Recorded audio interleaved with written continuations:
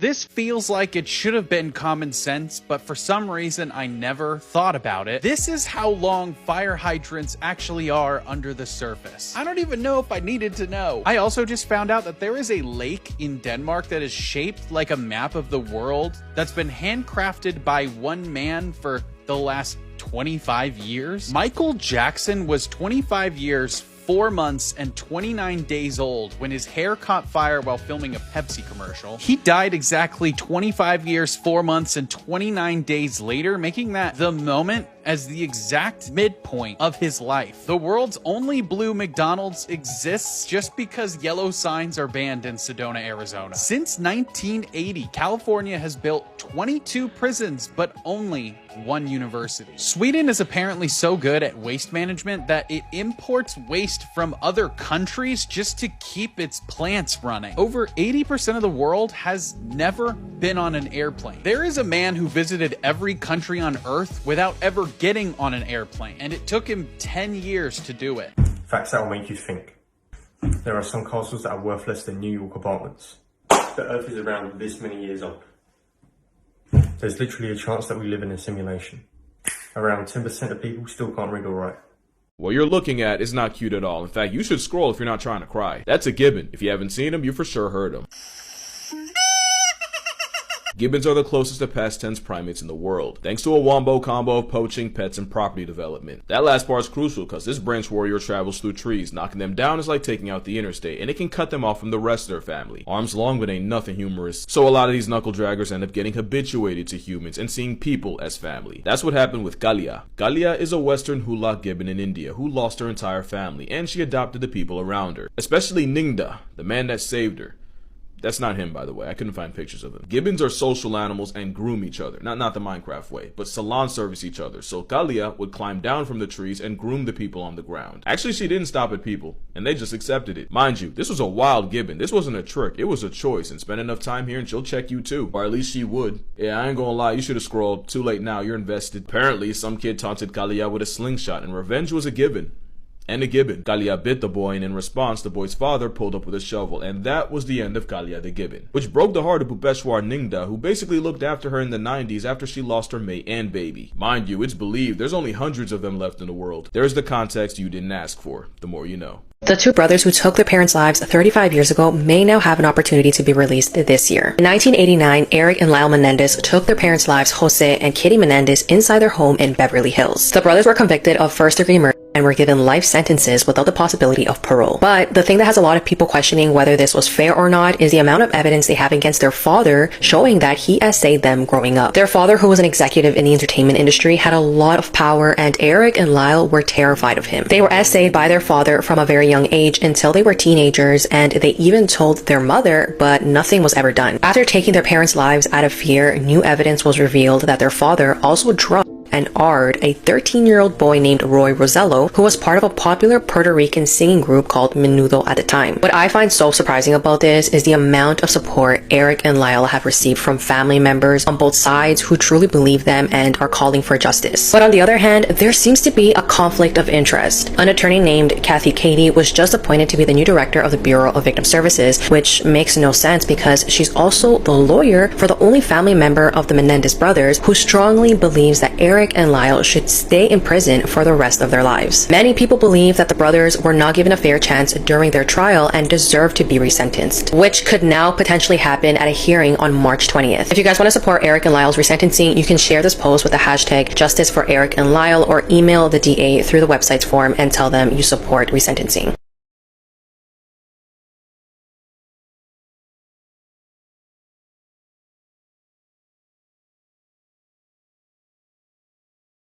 Cum-filled cupcakes were served to children by this teacher in Louisiana. Meet Cynthia Perkins, and let me warn you, this story is incredibly disturbing. So back in 2019, investigators were tipped off about this woman, Cynthia, and her husband, Dennis. Apparently, some images had surfaced depicting the couple graping a child. And when investigators finally swept in October of 2019 and arrested the couple, what they found out was disturbing. Cynthia, who at the time of her arrest was a middle school English teacher, had allegedly gotten a sperm sample from her husband, baked that sperm into some cupcakes, and brought the cupcakes into her classroom, where she then served those baked goods to her own students. When the police raided the couple's home, they found hidden cameras in the bathrooms and in the attic, and they uncovered a lot of evidence that the couple had been producing child pornography, with the victim under the age of 13 years old.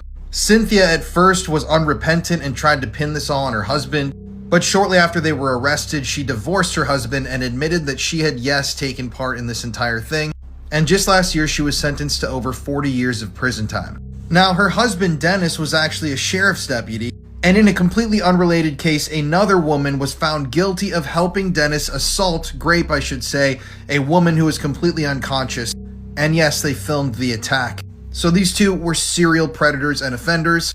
And this story just goes to show that these people don't look evil. Predators come in all shapes and sizes, even teachers. Jalissa, hi. Can you tell me what's happening there? Yes, I just killed my daughter. How old is your daughter? 3.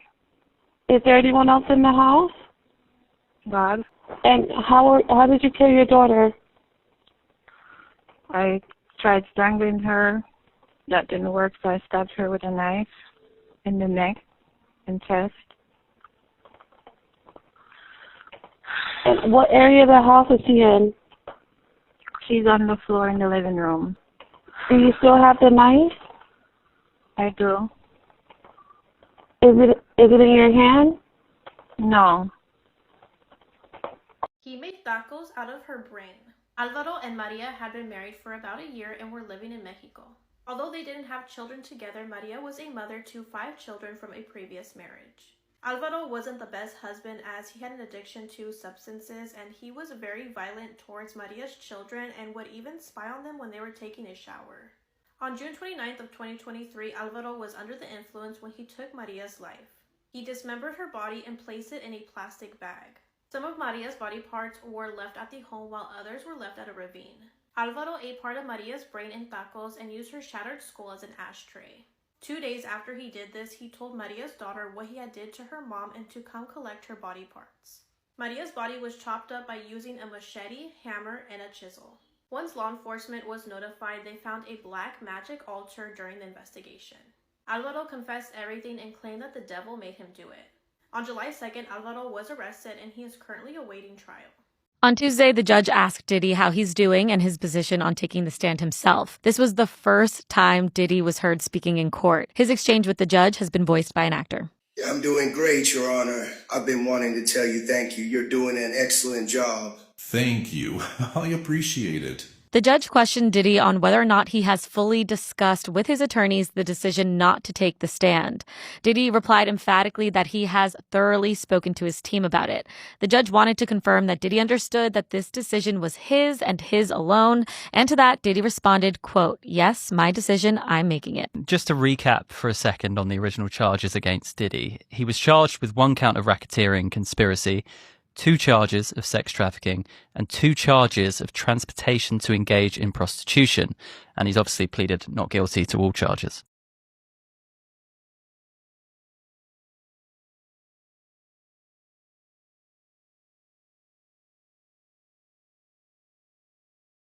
Sports with the highest probability of death. Base jumping 1 in 2,300 people. Wingsuit flying 1 in 500 people. Cave diving 5 in 100 people. Extreme parkour 1 in 75 people. Free solo climbing 1 in 50 people. I want to talk about one of the scariest ghost videos I've seen come out of a military base. So this is security footage from one of the gates at the Kadena Air Base in Okinawa, Japan. This is coming from a podcast episode I just did on one of the most haunted military bases in the entire world, but that gate has a very dark past. For context, Kadena Air Base is located in a particularly haunted part of Okinawa, Japan. Over 100,000 people died on the island in World War II, and most of them were innocent civilians. Fast forward to today, but people who work at the gates at Kadena Air Base say that they see people from World War II trying to get onto the base all the time, and it's usually in the dead of night. There's all these stories of men in like bomber jackets and olive trousers showing up to the gate past midnight, and when the guard turns back around to let them into the base, they're completely gone. And most people thought these were just legends, but then this video surfaced. In this video, 2 guards are watching the security footage at the gate while this shadow behind this sign here starts moving around. At first they think it's just a shadow, but then it like moves off screen in a weird way, and then it hangs out at the top of the screen for a while and then completely flies away. And you think people would be fast to point out like, oh, this is just a bug or something on the camera, but when you look at the comments, everyone is talking about all these horrible, terrifying experiences that they also had at Kadena. If you want to hear some of those experiences, as well as other ghost stories from Kadena and Okinawa in general, definitely check out this episode of the Heart Starts Pounding podcast, wherever you get your podcasts. The craziest coincidences in history. On December 5th, 1664, a ship sank off the coast of Wales, UK. All 81 passengers on the ship lost their lives in the wreck, except for one survivor. His name was Hugh Williams. Then on December 5th, 1785, another ship sank in the same location. Everyone perished except for one man, once again named Hugh Williams. In 1820, yet another ship met the same fate in that very spot. Only one survivor emerged, and his name was, as you might have guessed, Hugh Williams. But the final part of this story will blow your mind. Another shipwreck occurred in that same area in 1889. Some sources reported that this final disaster took place on the 5th of December that year. However, the truth is that this shipwreck actually occurred on August 19, 1889. They likely reported December 5 to make this coincidence sound even scarier, but it is already terrifying enough as it is. That is because on August 19, 1889, a coal barge sank in that same location. But this time, there were two survivors. And if you are thinking one of them was named Hugh Williams, you are mistaken, because both of them were named Hugh Williams. Fourth more? It's literally when I thought I've heard it all I'm telling y'all, it's that one time I thought I've heard it all. And it's that one time I'm like, what in the world, y'all? This girl right here, her name is Katie, and she was adopted, and she wanted to figure out who her biological family was, right? That's kind of a normal thing for a lot of people who are adopted. So she goes on good old Facebook and figures out that this man right here is her biological father. Now, she goes on to find out that he's married and he has 2 children, I believe. And she connects with them. Now, she even ends up moving in with them and sleeping on the floor in their house, and finds out that him and his wife have an estranged relationship. Now, they end up, her and her biological father, end up having a sexual relationship with one another and getting married. This is their wedding photo right here. But they didn't disclose to anybody that they were actual biological father and daughter. They even ended up having a child together. They had a little baby boy together, y'all. And eventually, she ends up wanting to end this situation, and she gives him the ring. He goes absolutely crazy and unalives this poor little baby, and then goes to her house where she's staying with her adoptive family, follows her where they're driving from too, and unalives her as well. This is really one of those cases, like I said, when I thought I heard it all, it's always that one case that really just floors me. Morbid Facts, Part 568. In 1915, a strange illness called encephalitis lethargica broke out across the globe. Nicknamed the sleeping sickness, the disease attacked the patient's brains, leaving them frozen in a statue-like state, fully conscious but unable to move or speak. One of the most haunting aspects of this disease was its unpredictability. Some patients recovered quickly, never experiencing any long-term effects, while others went into a deep coma and never woke up. Then there were patients who seemed completely recovered, until years later when the illness came back and suddenly turned them catatonic. At least 500,000 people died from the terrifying disease before it vanished without explanation 10 years later, just as suddenly as it appeared. While many theories have been put forth over the last century, epidemiologists still remain haunted by the mysterious sickness and its unknown origins. Some say it never left, but still lingers in the shadows, waiting for the right moment to strike again. Disturbing things found by YouTubers. In this 2021 YouTube video, this YouTuber and his friend are vlogging their camping experience in the countryside of Boxhall. Everything proceeds smoothly. They can be seen setting things up for the night, having dinner together, and finally, going to sleep each one on his truck.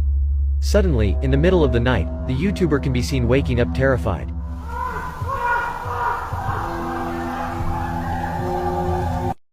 Things you won't believe are true. Sunflowers have been used to clean up radiation. One of the ingredients in dynamite is peanuts. Elephants can use their feet to hear via seismic waves. Octopuses have 9 brains and 3 hearts, and the human brain can't feel pain itself, it can only detect it. Disturbing facts about the Wizard of Oz you'll regret knowing about. The snowstorm that took place in Poppy Field was actually asbestos. The Cowardly Lion costume was made of real lion skin and hair. The face mask that Ray Bolger wore for his Scarecrow costume was so heavy and tight that it nearly suffocated him. Judy Garland was on a strict diet of black coffee, chicken noodle soup, and cigarettes, and along with diet pills to reduce her appetite. Her mother introduced her to pep pills as a way to help her give an energetic performance.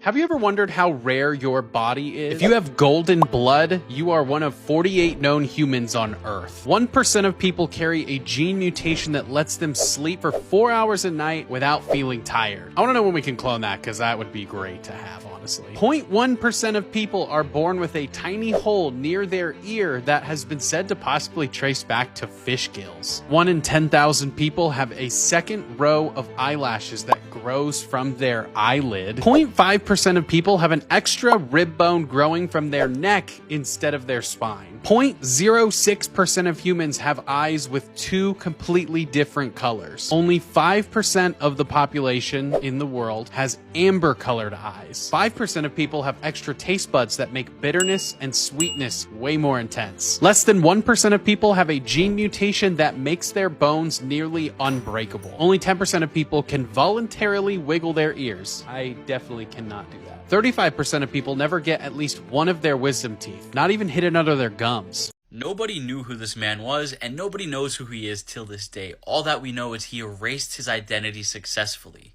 This man came in a taxi to a hotel in Northern Ireland from supposedly Austria. He had a fabricated identity. He went by the name of Peter Bergman, and his address was fake. It was somewhere in Austria. The hotel receptionist didn't really think anything of it. He had a thick German accent, and, he could pass for German. Now, he stayed at this hotel for 3 nights, and in those 3 nights, you can see him on the CCTV footage leaving 13 separate times. The weird thing about this, every time he left, he would take something out with him, like his bag or whatever, and he would come back with nothing left or nothing inside of it. Like, sometimes he would leave with a plastic bag filled with items, he would return, nothing in his hands. He had some weird behavior too. Apparently when they were trying to clean his room, they knocked, he wasn't there. Then they entered after a period of time, assuming he wasn't there. He didn't have the do not disturb on his door or anything. And when they broke into it, he looked very spooked, as if, they caught him in the middle of something he shouldn't be doing. The next day he called a taxi to take him to a beach. He asked for beach recommendations at the front desk. He went to the beach, stood there for a few minutes, got back in the taxi, and then went back to the hotel. A little strange, but okay. The next day and the third day, he checked out of the hotel. He had his 3 bags on him, a luggage, a crossbody bag, and then a purple plastic bag. Except the luggage, the suitcase, wasn't the original one he walked in with. It was a completely different one. So what happened to his original one? They didn't catch him leaving with it or anything. It was also never recovered, too. He left with 3 things, the luggage, the paper bag, and then the crossbody bag, whatever it was. And when he got to the bus stop, just a few minutes ahead, he only had 2 of those 3 items on him now. What happened to the third thing? His body was discovered the next day at 6:45 a.m. by a father and son practicing for a triathlon. His luggage and shoulder bag were never recovered. He had random belongings scattered on the shore. He apparently was washed up. However, that's not how he died. An autopsy report revealed a cardiac event. So he had a heart attack and then died. An autopsy was done. They found multiple cancers. He had prostate cancer, bone cancer, and ischemic heart disease. A 5-month investigation was launched to find out who this man was, and despite efforts, nobody ever concluded who exactly he was. What's even sadder, the medical examiner even said, with all these, cancers and the ischemic heart disease, this man was in constant pain all the time. It's likely he was just sick of it and, he was just taking a trip. He knew the end was near. He's now buried in an unmarked grave in Sligo, Ireland. It's not clear how he arrived in Northern Ireland, where his journey began, or where it really ended. Many people thought foul play was involved, but foul play was not involved. Others claim he knew the end was near and he wanted to make peace and just end it here. That's why he had these odd things, going to the beach on the taxi, doing everything else. But nothing is concluded yet. That's just the assumption right now. Will we ever know the bottom of this case? Probably not. Let me know your thoughts in the comments. On the evening of Thursday, May 21st, 2015, a 16-year-old girl named Lily walked into the home gym inside of her house in Hong Kong looking to do a workout. As soon as she walked in, she saw her dad was in there, and he was doing some sort of cool-down exercise on a yoga ball. So Lily's dad, whose name was Ka Kim Sun, was a doctor, and normally at this time of the day, she would never see him in the gym. He was typically locked upstairs in his study, so for him to be here, it just didn't really line up with his schedule. And so Lily asked her dad, what are you doing here? What's going on? And her dad would tell her, well, actually, work at the hospital was really slow today, so I took off. I'm just doing some cool down exercises because I got nothing else to do, but I'll be out of your hair in a second. The next day, May 22nd, around 1 o'clock, normally Lily would be at school, but she had the day off that day, and she had wanted to spend her day off seeing friends, but her dad was really focused on her being successful academically, and he told her, you were going to stay home and you were going to study all day long. You will not leave the house. That's what you're doing. Lily's mom looked over at her and said, I'm not going to make you study all day. Come on, let's go out and have a mother-daughter shopping day. About 2 hours later, around 4:15 p.m., a local jogger noticed there was this yellow Mini Cooper car sitting on the side of the road, not moving, but it was still on. And so the jogger was curious, and so they ran past and made a point to look inside the car, and they saw 2 women in the front 2 seats of this car slumped over. The 2 women were Lily and her mother. Police were called. They dragged Lily and her mother out of the car. They were totally unresponsive. They were rushed to the hospital, but it was too late. They both died. The police would begin their investigation into their deaths by searching the yellow Mini Cooper car. And when they searched it, there really was nothing of note inside of it. For the next 6 months, the police tirelessly looked for some lead as to what happened to this mother and daughter. And so right as this case appeared like it was about to go cold, the detectives decided to just go back to the Mini Cooper and see if maybe, just maybe, they missed something. And sure enough, they had. It would turn out, on May 22nd, 2015, the day that Lily and her mother died, Lily's father had told Lily to stay home and study, not because he cared about her academics. Instead, he wanted her to stay home all day to protect her. When police originally searched Lily's mom's car, they found the 2 women's purses and also some basic exercise equipment in the trunk, specifically a deflated yoga ball. It would turn out the yoga ball did have something to do with it. 2 days before the women were found dead, that yoga ball was inside of Lily's home. Ka Kim Sun had taken that yoga ball to the hospital where he worked and filled it with carbon monoxide, an odorless, colorless, poisonous gas. And his plan was to put the yoga ball in his wife's car, unplug it, and then when his wife got in the car and shut the door, she would effectively suffocate and die. He didn't try to kill his daughter, though. Ka Kim Sun was arrested and charged with 2 counts of murder. He was found guilty and sentenced to life in prison. He has never explained his motive. Last week, a girl who was walking to school found a severed arm near a park, and over the course of a week, multiple other body parts have been found strewn across Babylon, New York. This case is honestly terrifying. So on February 29th, a girl found a severed left arm near a park in Babylon and called the police. When the Suffolk County Police Department arrived, they, along with cadaver dogs, then found a human leg in a pile of leaves nearby. After thoroughly searching the scene, they then found a right arm, a severed head, and many more body parts in the park. Authorities were able to confirm that the remains belong to a 53-year-old man and a 59-year-old woman, but their identities have not yet been released to the public. A week after this grisly discovery, more human remains were found in Bethpage State Park in Farmingdale, just a few miles away, and it was confirmed that the remains belong to the same victims. So far, human remains have been found in 3 different locations in Suffolk County, leaving behind a chilling mystery. Since the discovery, these 4 people have been arrested in connection to the crime. They are Stephen Brown, Jeffrey Mackey, Amanda Wallace, and Alexis Neves, and they all reportedly lived together at a home in Amityville. They have since been charged with hindering prosecution, tampering with physical evidence, and concealment of a human corpse. But here's the thing. They've all since been given supervised release, meaning they're all walking free in the public right now. Their release is based solely on the fact that at the moment, they have not been charged with the killing of the 2 victims. So according to authorities, they're free to go until their next court appearance, or if new evidence is found where authorities are able to press additional charges. All 4 suspects are required to wear GPS monitoring bracelets and are ordered to stay in Suffolk County. The only thing is that they aren't allowed to return to their Amityville apartment due to inoperable plumbing, which was reportedly removed during the police investigation investigation. It's insane to me that they've all been released because authorities searched their house and what they found is horrifying. Police found cutting tools, a meat cleaver, and traces of human remains, but according to police, that isn't enough evidence to prove who killed and dismembered the 2 victims and why. So far, a motive has not been released, but authorities are investigating the case as a possible love triangle. One of the suspects allegedly dismembered his girlfriend and a man that he believes she cheated with, but this has not been officially confirmed. It's just been reported by a source who claims to be familiar with the matter. As for the 2 victims, not a lot of information has been released about them, although police do believe that they may have lived together in Yonkers. But at this moment, their relationship to the suspects remains a mystery.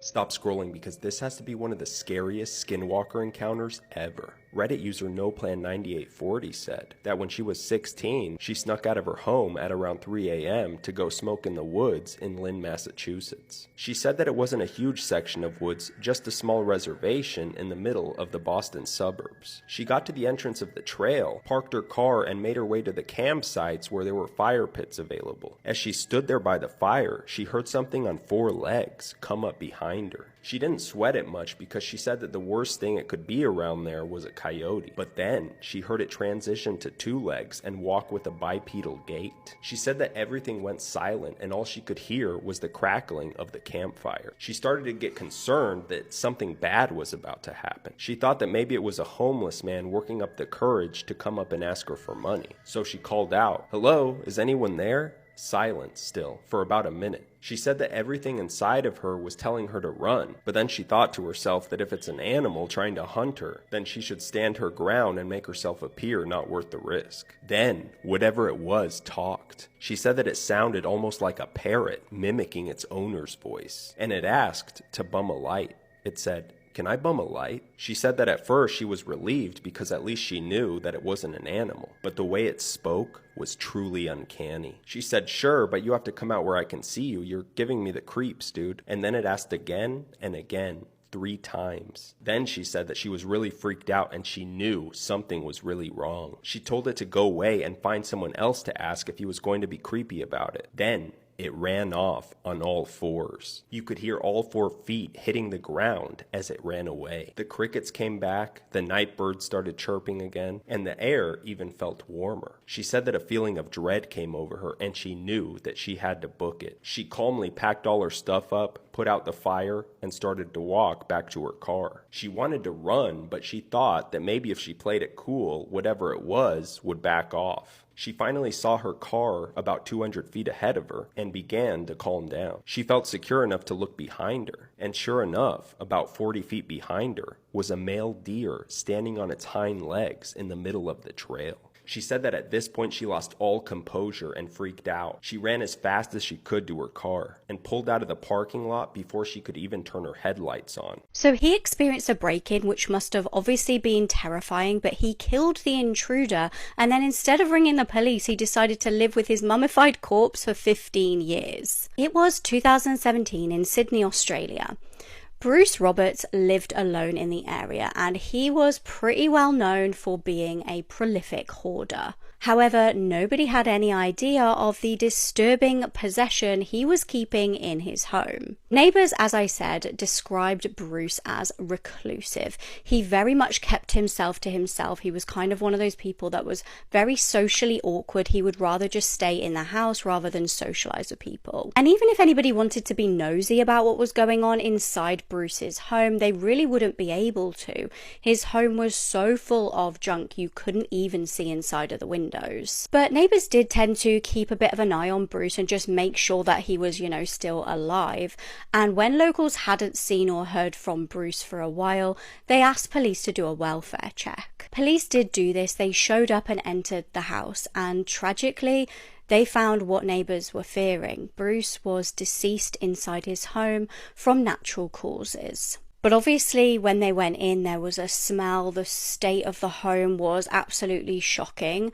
They had no idea that the state of the home was actually concealing a second body. As I said, there was this like death smell, but they pretty much put that down to Bruce being found dead there and just the general mess and uncleanness of this house. It wasn't until a staggering nearly 2 years later that they found body number 2. Cleaners had started the huge process of deep cleaning this property in order to sell it now that Bruce had passed away. They were prepping this home for sale when they found the body of 39-year-old Shane Snellman. Now, Shane was a local known criminal. He'd been released from jail in 2002, and shortly after this had seemingly broken into Bruce's home in an effort to rob him for substance money. But this break-in went completely wrong for Shane when Bruce ended up hearing him breaking into his house and shooting him. Then, instead of telling the police, he decided to just hide the dead body in a rug,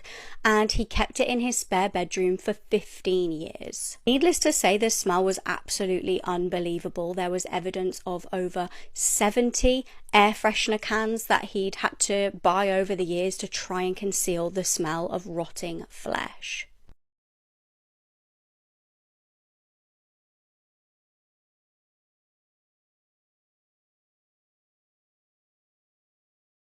Barry Morphew has just been arrested and charged with the murder of his wife, Suzanne Morphew, 5 years after she disappeared. Here's all the background of Suzanne's case and what led up to his arrest, the second time he has been arrested in this case. On Mother's Day 2020, 49-year-old mother of 2, Suzanne Morphew, was reported missing. She disappeared from her home in the small town of Salida, Colorado, where she lived with her husband and 2 daughters. Her husband, Barry Morphew, was the last known person to see her alive. The day she was reported missing, he told police that she planned to go on a bike ride while he was out of town on a work trip. After she was reported missing, Suzanne's mountain bike and helmet were found in separate spots not far from her home.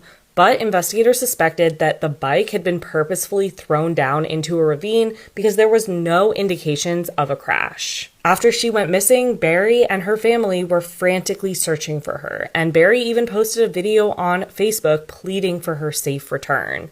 And it seemed like he was extremely worried about his wife. Or at least that's how it seemed at first. In May 2021, a year after Suzanne disappeared and still no sign of where she was, Barry Morphew was charged with her murder. Despite the charges, he has always maintained his innocence. But reportedly, he said his wife insisted on leaving him and then later changed his statements as evidence developed. Morphew did not initially tell investigators that he went out of his way as he left for work on Mother's Day, driving toward the place where his wife's bicycle helmet was eventually found. Later, he said he went that way because he had seen an elk cross the road, and he is an avid hunter. But investigators also uncovered a screenshot of a text message from Suzanne on Barry's phone that said, "I'm done. I could care less what you're up to and have been for years.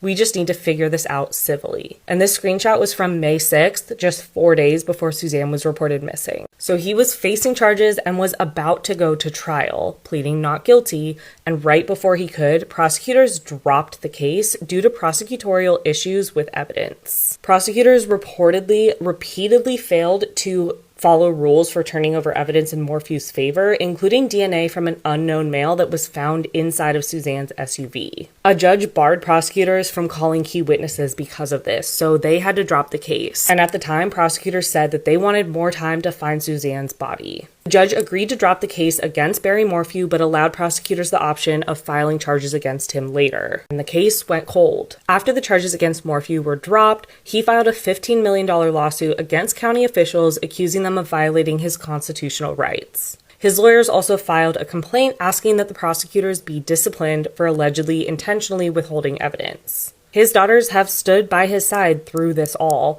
believing his innocence. And like I said, Suzanne's case went cold. No one knew where she was. But then in 2023, a huge discovery was made.